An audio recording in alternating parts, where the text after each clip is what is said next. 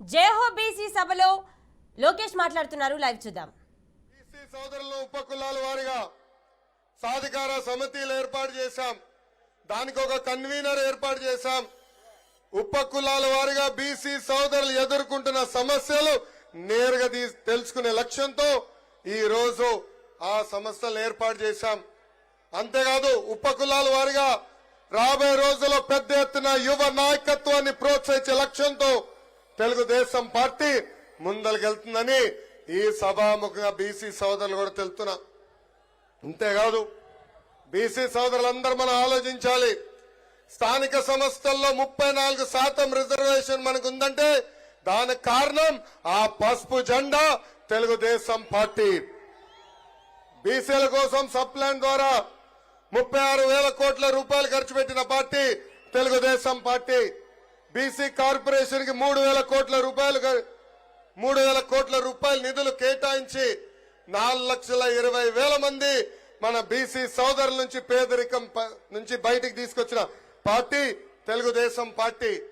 ఆదరణ పథకానికి 1,000 కోట్ల రూపాయలు కేటాయించి పన్నిమోట్లు కూడా అందజేసిన పార్టీ మన party Telugu Desam party. Best available schools, skill development, study circles, విదేశీ విద్య లాంటి అనేక సంక్షేమ కార్యక్రమాలు తీసుకొచ్చిన జెండా మన పసుపు జెండా. చేనేత సోదరులకి, మత్స్యకారులకి, కల్లు గీత కార్మికులకి 50 సంవత్సరాల్లోనే పెన్షన్ కూడా ఇచ్చిన పార్టీ తెలుగుదేశం పార్టీ. ఆనాడు మన ప్రభుత్వ అధికారంలో ఉన్నప్పుడు కేంద్రంలో ఏకంగా బీసీ సోదరుల కోసం ఒక మినిస్ట్రీ ఉండాలని ఆనాడు తీర్మానం కూడా చేసిన పార్టీ మన పార్టీ. కానీ ఈ సైకో జగన్ ముఖ్యమంత్రి అయిన తర్వాత బీసీ సోదరులకి వెన్నుపోటు పొడిశాడు. ఆనాడు ఏకంగా బీసీ సోదరులు వెన్నుముక్క అన్న వ్యక్తి ఈ రోజు బీసీ సోదరులు వెన్నుముక్క ఈ రోజు ఇరగొట్టాడు. స్థానిక సంస్థలో 10% రిజర్వేషన్ తగ్గించి 16,000 మంది బీసీలకి ఏకంగా పదవులు దూరం చేశాడు. అంతేకాదు ఈ రోజు మనందరం చూస్తే 8,000 ఎకరాల బీసీ సోదరుల అసైన్ ల్యాండ్ ని వెనక్కి తీసుకున్న పార్టీ ఈ వైకాపా పార్టీ. ఆదరణ పథకం రద్దు చేశారు. ఆనాడు ఆదరణ పథకం కింద మన బీసీ సోదరులు 10% డబ్బులు కడితే కనీసం ఆ డబ్బులు ఈ రోజు రిటర్న్ ఇచ్చే పరిస్థితుల్లో లేరు. ఇంకా బీసీ కార్పొరేషన్ నిధులు లేవు. 56 కార్పొరేషన్ ఏర్పాటు చేసిన చంకలు గుద్దుకున్న వ్యక్తులు ఈ రోజు ఏకంగా కార్పొరేషన్ చైర్మన్ కి కుర్చీ గాని టేబుల్ ఇచ్చే పరిస్థితిలో లేదు. ఇంకా 75,000 కోట్ల బీసీ సప్లాన్ కి రావాల్సిన నిధులు తప్పుదారు మళ్లించింది ఈ ప్రభుత్వం. మా మత్స్యకార సోదరులు కూడా మోసం చేసి ఏకంగా 217 జియో తీసుకొచ్చి వెన్నుపోటు పొడిచింది ఈ సైకో జగన్మోహన్ రెడ్డి. యాప్కో నిర్వీర్యం చేశారు. అదేవిధంగా 300 మంది బీసీలని ఎప్పుడు లేని విధంగా చంపేసింది ప్రభుత్వం. 26,000 మంది బీసీల పైన దొంగ కేసులు పెట్టి జైలుకు కూడా పంపించింది ఈ ప్రభుత్వం. అంతెందుకు వేదికమైన పెద్దలు యనమల రామకృష్ణ గారు పెళ్లికెళ్తే ఎస్సీ ఎస్టీ కేసు పెట్టారు. అయ్యన పాత్రుడు గారి పైన ఏకంగా రేపు కేసు పెట్టారు. కొల్లు రవీంద్ర గారి పైన, అదేవిధంగా అచ్చెన్నాయుడు గారి పైన కూడా అనేక కేసులు పెట్టారు. నిన్నగాక మొన్న నంద్యాల తెలుగుదేశం పార్టీ అధ్యక్షులుగా రాజశేఖర్ గారిని నియమిస్తే ఆ బీసీ నాయకుడి పైన 2 రోజుల క్రితం ఏకంగా రౌడీ షీటర్ కూడా ఓపెన్ చేసింది ప్రభుత్వం. ఈ ప్రభుత్వం ఒకటి చెప్తున్నా, మీరు పెట్టే ఎఫ్ఐఆర్లు మడిచి ఎక్కడ పెడతారో పెట్టుకోండి. 2 నెలలు మా ప్రభుత్వం వస్తుంది. రెడ్ బుక్ లో ఉన్న ప్రతి పేరుకి వసూలు చేసి తీసుకొచ్చే బాధ్యత నేను తీసుకుంటా. అంతేకాదు వాళ్ళ పార్టీకి చెందిన మంత్రులు, ఎంపీలు, ఎమ్మెల్యేలు ఏం మాడుతున్నారో మనందరం చూసాం. ఈ రోజు ఏకంగా వాళ్ళ పార్టీకి చెందిన ఎమ్మెల్సీ బీసీసీఎల్ అధ్యక్షుడు జంగా కృష్ణమూర్తి గారు వైకాపా పార్టీలో బీసీలకి న్యాయం జరగట్లేదని చెప్పే పరిస్థితికి వచ్చారు. పద్మశాలి సామాజిక వర్గానికి చెందిన కర్నూలు ఎంపీ సంజీవ్ కుమార్ గారు ఏకంగా వైకాపా పార్టీలో బీసీల గొంతు నొక్కేస్తున్నారని చెప్పే పరిస్థితి.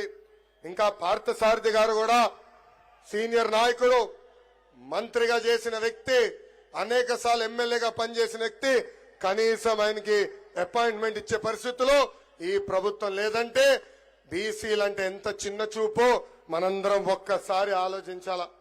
అదే తెలుగుదేశం పార్టీలో బీసీ సోదరులను ప్రోత్సహించాం. ఆనాడు ఆర్థిక శాఖ మంత్రిగా యనమల రామకృష్ణ గారు పనిచేశారు. కేంద్రంలో ఎర్రం నాయుడు గారు 2 సార్లు మంత్రిగా పనిచేశారు. ఇంకా మన రాష్ట్రంకి వచ్చే గల అనేక మంది బీసీ నాయకుల్ని మంత్రులుగా మనం ప్రోత్సహించాం. ఇంతేకాదు ఒక టీటీడీ చైర్పర్సన్ అన్నా టుడా చైర్మన్ అన్నా ఏకంగా బీసీలని ప్రోత్సహించిన పార్టీ తెలుగుదేశం పార్టీ. ఇప్పుడు బీసీ సోదరులందరం మనం ఆలోచించాలా ఆ పదవుల్లో ఈ రోజు ఎవరు కూర్చుంటున్నారని. ఇంతేకాదు మనందరం చూశాం 10వ తరగతి కుర్రోడు అమర్నాథ్ గౌడ్ని ఎంత కిరాతకంగా చంపేశారో వైకాపా నాయకులు. అమర్నాథ్ గౌడ్ చేసిన తప్పేంటో తెలుసా? వాళ్ళ అక్కని వేధిస్తున్న వైకాపా నాయకులు వ్యతిరేకంగా మాట్లాడతాం, పోలీస్ స్టేషన్కి వెళ్లి కేసు పెడతాం.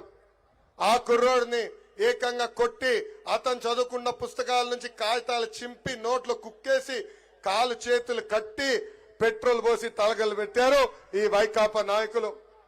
ఈ రోజు ఆ చెల్లమ్మని చదివిస్తుంది నా తల్లి భువనేశ్వరి అమ్మ.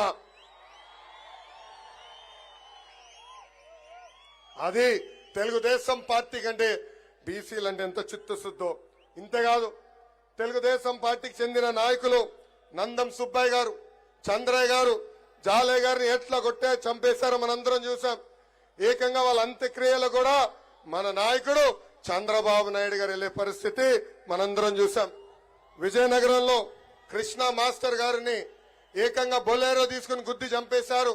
ఇనుప రాడ్లు తీసుకుని కొట్టి ఎలా చంపేశారో మనందరం చూసాం. ఇంకా ధర్మవరంలో మా పద్మశాలి సోదరులు వాళ్ళు నేసిన బట్టని ఇక్కడ విజయవాడలో వైకాపా నాయకులు అమ్మారు.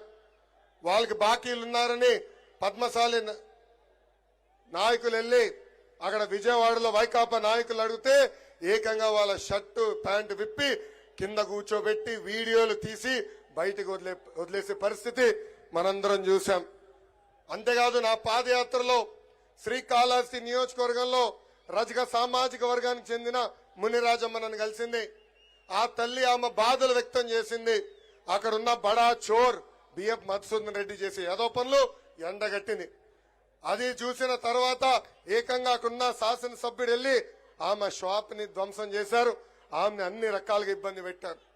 ఆ అమ్మకి అండగా నిలబడిన వ్యక్తి మన నాయకుడు చంద్రబాబు నాయుడు గారు. ఆయన ప్రోత్సాహంతో మళ్లీ ఆ తల్లి షాపు పెట్టుకునే పరిస్థితి. ఈ సభాముఖంగా అడుగుతున్న జగన్ని ఇదేనా మా బీసీలకి నువ్వు ఇచ్చే గౌరవాన్ని? పాదయాత్రలో బీసీలు ఎదుర్కొంటున్న సమస్యలు నేరుగా నేను తెలుసుకున్నా. ఆనాడు ఆదరణ పథకం కింద రజక సోదరులు